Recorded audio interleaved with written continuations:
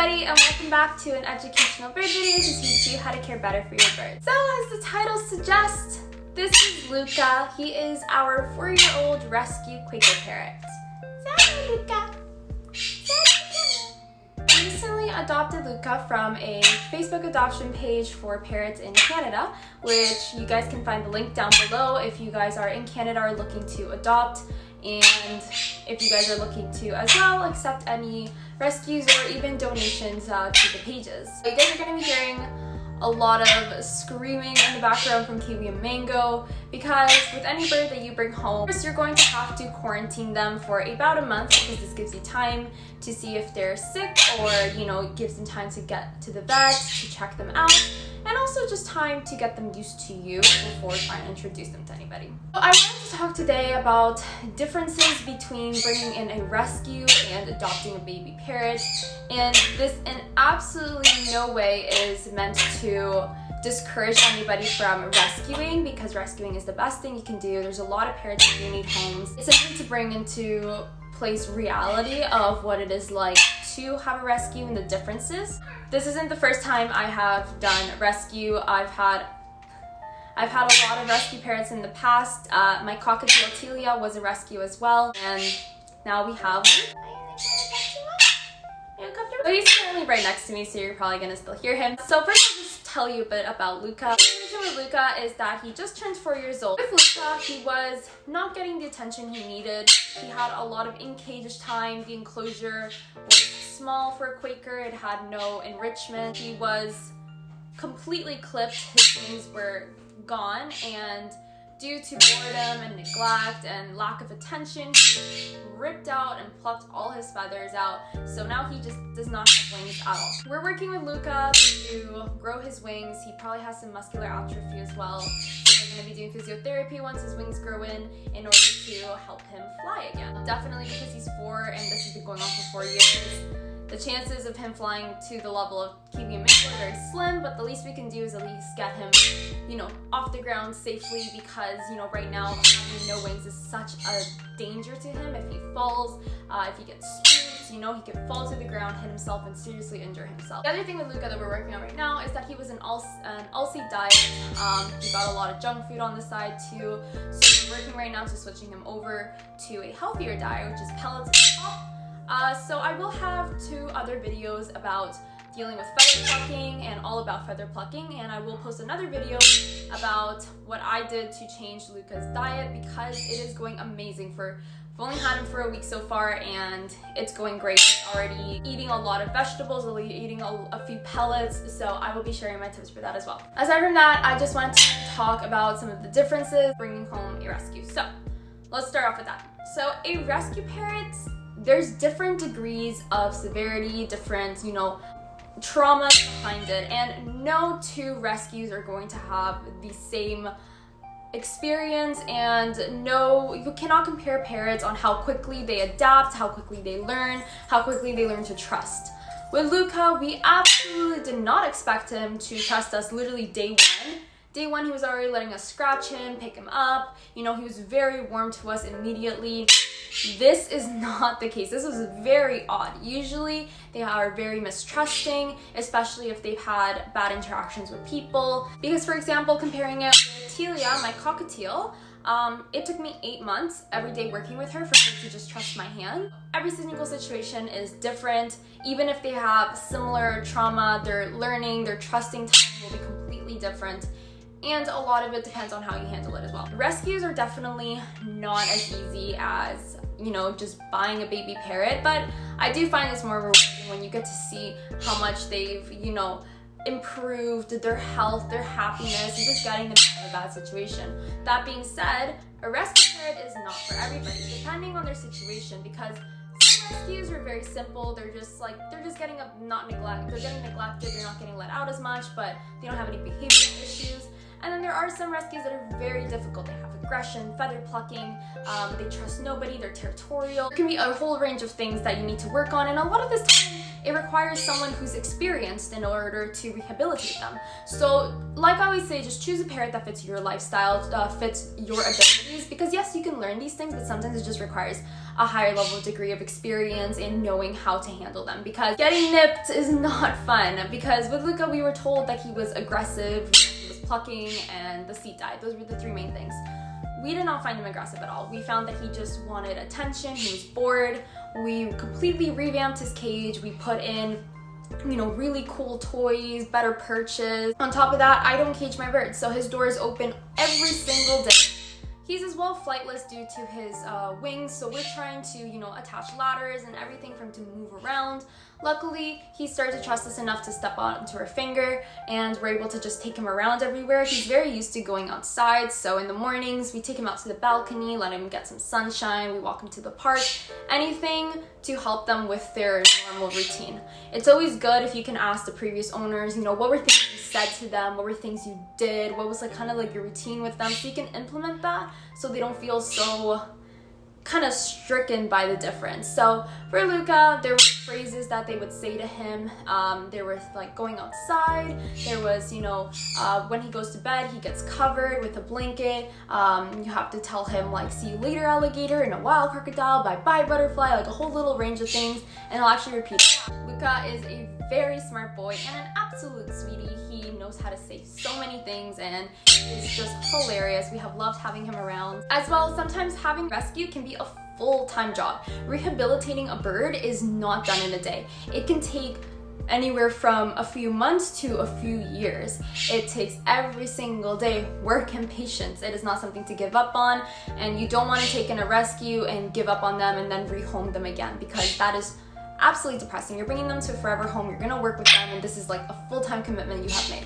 Luca, our first week with him was, we had no time, no break for anything. We were constantly working with him, you know, getting him used to things, and especially if you already have other parrots at home, like Kiwi and Mango, you have to make sure to not forget about them either. So you have to kind of divide your attention. Luckily, I have my boyfriend to help me out, and he has been helping me out dividing the attention. Right now he's with Kiwi and Mango, I'm with Luca. So this helps them not feel so forgotten. If you're bringing in another bird, just make sure that your birds are open to being with another bird, that they are very friendly, you know, because some birds just really hate other birds. They just want to be solo, or they just want whoever the flock is already. And yes, I'll be making a video about this, introducing your birds, getting bonding tips and everything once I, you know, introduce them to Kiwi and Mango, but it can be tough. On top of that, having a rescue can be much more expensive. Maybe the adoption might be freer, they might be a smaller charge, but a lot of the times they are not healthy, they're not in great state. So they do require a vet, which is required for every single bird, required to take them to the vet. Especially for rescues who probably are gonna need more intricate examinations because they could have something wrong with them. A lot of them require surgery, require blood tests, fecal gram scales, you know, to check out what's going on with them. It can turn out really expensive. So just make sure you're prepared for those bills, because otherwise you're really just bringing in a rescue to just watch them die in a few months, which is so upsetting, because rescues deserve to have a better home, to have good health, and even if they're old and they only have a few years to live, let those few years to live be good and happy and in good health, not suffering and crippling. Of course, there are sometimes some illnesses that you can't really do much about, but at least they can give you something to like ease that out and allow them to live a relatively okay life. The other thing too is that most of the time, very rarely will a rescue parrot ever be on a pellet chop diet. You have to transfer them over, and this can be really tough. A lot tougher than if you just brought home a baby parrot and started them off from pellets, or if you have a parrot you're bonded to and you're trying to switch them over. On top of the fact that you're new, they don't really trust you, they have trauma, experiences and everything, it can be tough to switch them over. So like I say, I will be making a video about how I switch them over, but you know what, like, it takes a lot more time, it takes a lot more effort, and as well with rescues, a lot of them will be nippy, they will be aggressive because they don't know who you are. So it is very common to get badly bit by them. I only got bit the first day, just about twice, but after that, Luke is doing really well. He stopped nipping, he's more comfortable with us, he's more calm with us. So just make sure that you have that time to put in and that you're prepared to take some bites, because normally they come in really scared. They come in with a lot of trauma. they don't know who you are, they've had bad experiences in the past, like you should not in any way be punishing them for biting or yelling at them or, you know, giving them timeouts and stuff. You gotta work patiently with a lot of love.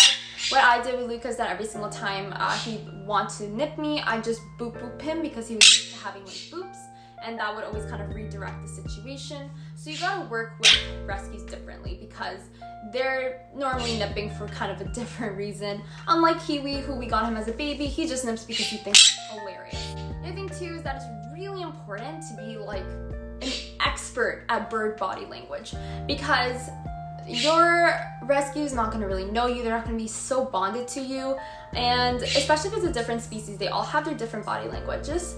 And so, okay, somebody came here. Hey, Luca, hi. Beep, beep, beep, beep. Hi. So he likes the beep. So you gotta be a really good expert on their body language, because you have to be able to read the situation before it happens, that they're scared, they're telling you to back off, they want to step up. Sometimes if they want to step up, they can second guess themselves and kind of just nip you last second. So it's really important to know body language really well, be able to pick up on it. This can help you avoid a lot of mishandling situations and also help you avoid making things worse, because like I said, it's a lot of patience, and sometimes you can accidentally be too pushy about a situation and you can end up just making them mistrust you even more. So I find with rescues that it's really good to always have a calm environment, play calming music, interact with them a lot, let them get to know you just like any other parrot. It's just that with them, it may take more time. So as you guys can see here, hi Luca, you can see his wings, they're not there. He's still a beautiful boy, yes. It is so important to know that also when you get a rescue, you know, they're not going to be in great states. A lot of them sometimes just self-mutilated so much, and they're going to be bare on their tummy, have missing wings. It's so important that you accept them for how they look. Don't, you know, it's amazing if they can grow it back, but sometimes the trauma is so bad that they don't grow it back, and it's so important to just let them know that they're always beautiful, they're always loved, and it's nothing to do with how they look, because you know what? Birds are self-conscious, you know, they're very full of themselves, they like to preen, look pretty all the time. It's just important to make them feel that way. Yeah, hi.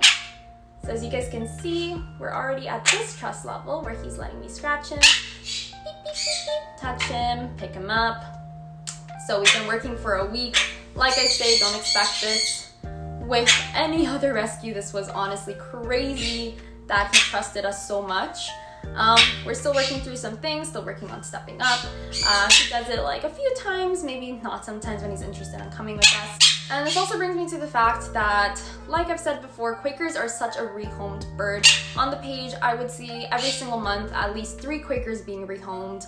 I never recommend owning a Quaker, I really don't. They are difficult parrots, they are aggressive, they can be territorial. They're also loving and friendly, but you just have to know how to read their body language and handle them. Because if you don't, you're gonna end up getting nipped, you're gonna never end up bonding with them. You're gonna have, you know, a lot of issues, and then if you don't know, you know, different stages of their life, how to deal with them, then what's gonna happen? You're just gonna say, I can't get near this bird, I'm just going to, you know, rehome it, someone else can deal with it kind of thing. Don't get a Quaker parrot, just don't, guys. They're such a rehoming issue because a lot of people just cannot handle them. They're very needy birds, very smart, very smart baby. Yes, you're just a smart baby. If you guys do decide to have a rescue and, you know, there's first time things, behaviors that you've never dealt with, never hurts to ask for help online, look for things, ask your veterinary for help as well. Sometimes, you know, no matter how much advice you look for, you just kind of figure out your own kind of methods for dealing with things. I'm figuring out new methods that I've never tried before, and I will be sharing them as well. And it's just getting to know them. Yeah, hi! Just getting to know them, just like any other parrot that you bring home. It's just, with rescues, it's just a lot more time. So do not be frustrated if they don't trust you, if they don't want to step up, if they don't want scratching. If it takes months and years to just switch their diet, because that's what it is. It's just persistence and lots of love. And if you don't feel like you can handle that, or, you know, you feel like, you know what, like I can't deal with like slow results, then like, please, a rescue really needs a loving home, needs someone experienced, someone who can really like work with them. Usually rescues will have descriptions at the bottom explaining their situation, what they need work on, and sometimes it's just, hey, they don't get enough out of cage time, they just need someone who can be with them all the time. And other times it's situations like Luca, where it's they're biting, they're feather plucking, they need a diet change, and that's definitely going to require another level of experience. So, like I said, this is not to discourage anybody from getting a rescue. Rescues are beautiful. I've done it my whole life with my mom, and now just by myself with my boyfriend, and I absolutely love seeing their progress. They can be a full-time job though, so I just wanted to lay it out, the reality.